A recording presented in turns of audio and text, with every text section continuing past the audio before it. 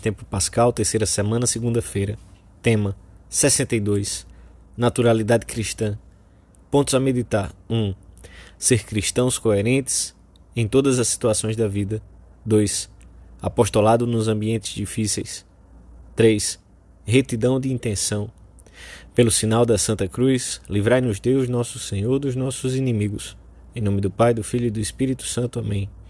Meu Senhor e meu Deus, creio firmemente que estás aqui, que me vês, que me ouves. Adoro-te com profunda reverência. Peço-te perdão dos meus pecados e graça para fazer com fruto este tempo de oração.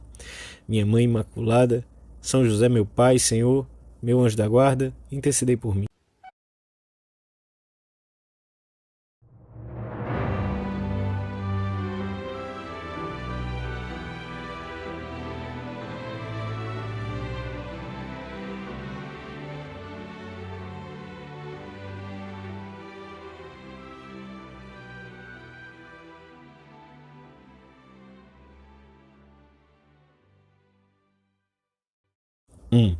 O processo contra Estevão desencadeou uma grave perseguição contra a Igreja.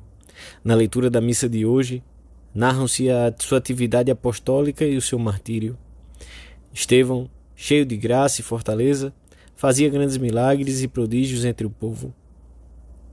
Utilizarão contra ele os mesmos meios e quase as mesmas palavras que se tinham empregado contra Jesus. Nós o ouvimos dizer, afirmam as testemunhas, que Jesus de Nazaré destruirá este lugar e mudará as tradições que Moisés nos legou.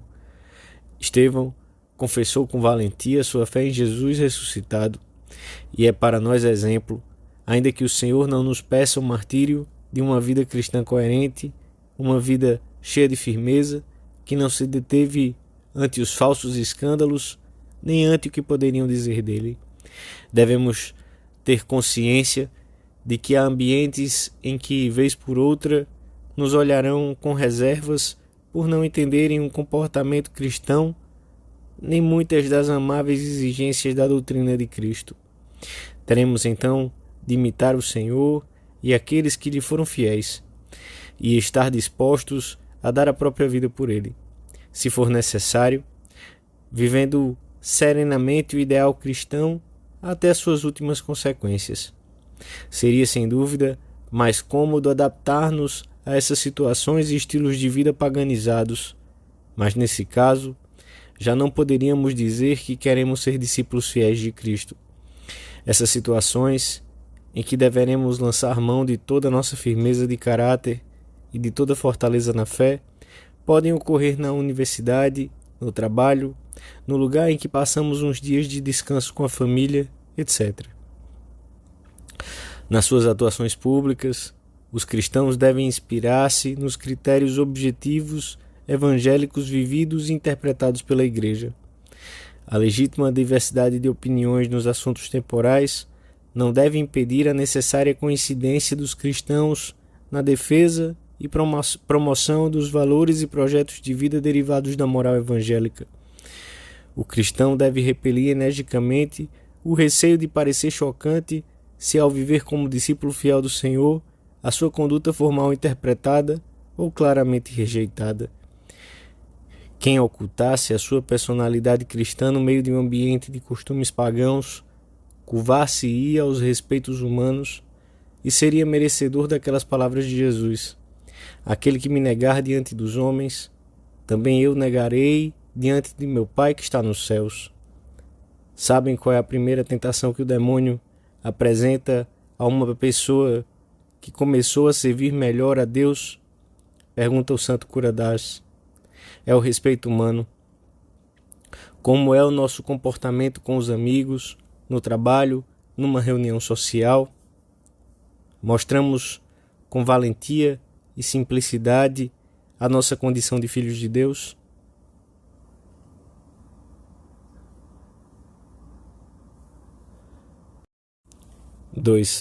Às vezes parece de bom tom falar com frieza das grandes verdades da vida, ou então silenciá-las por completo, e chega-se a chamar fanático aquele que fala com entusiasmo de uma causa nobre, defesa da vida humana desde o momento da concepção, liberdade de ensino, ou desqualificam-se com diversos adjetivos àqueles que têm convicções profundas sobre a vida e o seu destino final. Sem destemperos, que são alheios ao exemplo amável que Jesus Cristo nos deixou, procuraremos ter, com a ajuda da graça, uma vida cheia de convicções cristãs profundas e firmes. Sabemos bem, por exemplo, que a indiferença perante as maravilhas de Deus é um grande mal, consequência da tibieza ou de uma fé morta ou adormecida, por muito que a queiramos disfarçar de objetividade. Por outro lado, o cristão recebeu pelo batismo a graça que salva e dá sentido ao seu caminhar terreno. Em face de um bem tão excelente, é lógico que esteja alegre e que procure comunicar a sua felicidade às pessoas que tem a seu lado, através de um apostolado incessante. Jesus sempre faz o bem. Eu vos pergunto, dizia certa vez a uns escribas e fariseus que o observavam: é lícito fazer o bem ou fazer o mal? E a seguir curou o doente da mão seca. Devemos fazer o bem em todos os ambientes, difundir neles a alegria de termos conhecido o Senhor. Sentimos a necessidade de atrair almas para a verdade, para o amor, para Cristo. E isto se chama, em correto vernáculo, proselitismo. Aqui se observa também a manipulação das palavras. O termo proselitismo foi tingido por alguns com as cores do interesse egoísta, da utilização de meios pouco honestos para fascinar, coagir ou arregimentar enganosamente os incautos. Tal atitude merece séria condenação, mas o que é condenável é o proselitismo sectário, enganador, mercenário, esse que se aproveita da ignorância alheia, da sua miséria material e da sua solidão afetiva. Mas hão de os cristãos renunciar por esse motivo à fecundidade apostólica e à fraternidade comunicativa do proselitismo genuíno?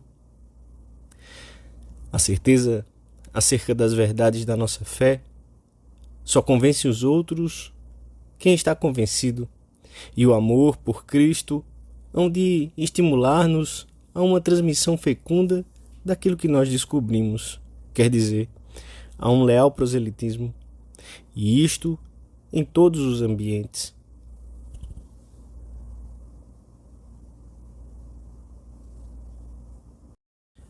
Três.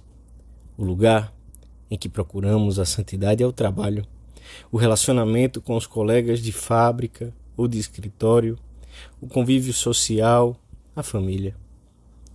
Se nesses ambientes encontramos obstáculos, incompreensões ou críticas injustas, temos de pedir a Deus a sua graça para nos mantermos serenos e depois ter paciência e, por via de regra, não interromper a ação apostólica. Ao anunciar a boa nova, o Senhor nem sempre deparou com pessoas de boa fé, e nem por isso deixou de mostrar as maravilhas do reino de Deus. Nos começos da igreja, tanto os apóstolos como os primeiros cristãos se viram a braços com situações e ambientes em que, pelo menos a princípio, se rejeitava frontalmente a doutrina salvadora que traziam em seus corações, e não obstante, converteram o mundo antigo. Não compreendo a tua abulia. Se tropeças com um grupo de colegas um pouco difícil, que talvez tenha chegado a ser difícil pelo teu descaso, logo te desinteressas deles, tiras o corpo e pensas que são um peso morto, um lastro que se opõe às tuas aspirações apostólicas, que não te vão entender. Como queres que te escutem se, além de querer-lhes bem e servi-los com a tua oração e mortificação, não lhe falas?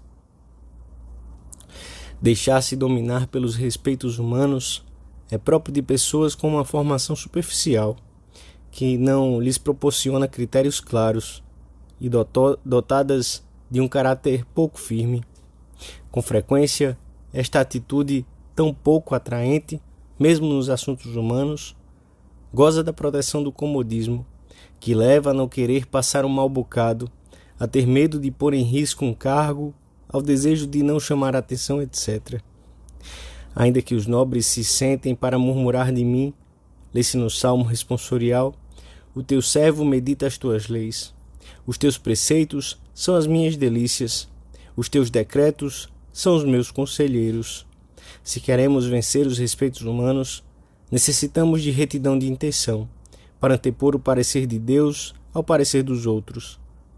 Necessitamos de fortaleza para passar por alto com elegância as pequenas críticas, frequentemente superficiais, que nos possam dirigir.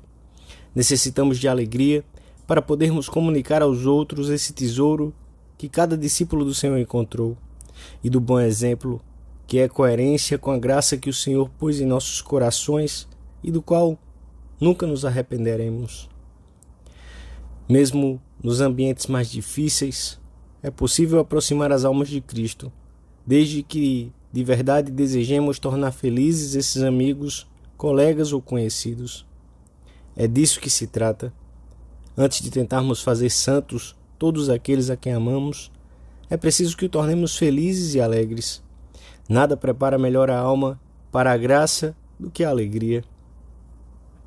Sabes perfeitamente que quando tens entre as mãos os corações daqueles que queres tornar melhores e os sabes atrair com a mansidão de Cristo, já percorreste metade do teu caminho apostólico.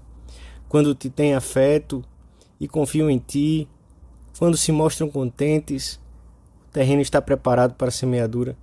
Seus corações se abrem, como terra boa, para receberem o branco trigo da tua palavra de apóstolo, de educador. Se souberes falar sem ferir, sem ofender, mesmo que devas corrigir ou repreender, os corações não se fecharão. De outro modo, as tuas palavras esbarrarão contra um muro maciço. A tua semente não cairá em terra fértil, mas à beira da estrada, da indiferença ou da falta de confiança, ou na pedra de um espírito mal disposto, ou entre os espinhos de um coração ferido, ressentido, cheio de rancor. Nunca percamos de vista que o Senhor prometeu a sua eficácia às caras alegres, aos modos afáveis e cordiais, à palavra clara e persuasiva que dirige e forma sem magoar. Não devemos esquecer nunca que somos homens que tratam com outros homens, mesmo quando queremos fazer bem às almas.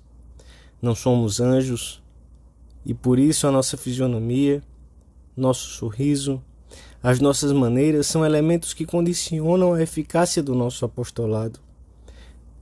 À semelhança dos apóstolos, encontraremos na Santíssima Virgem a fortaleza necessária para falar de Deus sem respeitos humanos. Depois de o Mestre lhes ter dito, enquanto ascendia à direita de Deus Pai, ide e pregai a todos os povos, os discípulos ficaram com paz, mas ainda têm dúvidas, não sabem o que fazer e reúnem-se com Maria, rainha dos apóstolos, para se converterem em zelosos pregoeiros da verdade que salvará o mundo.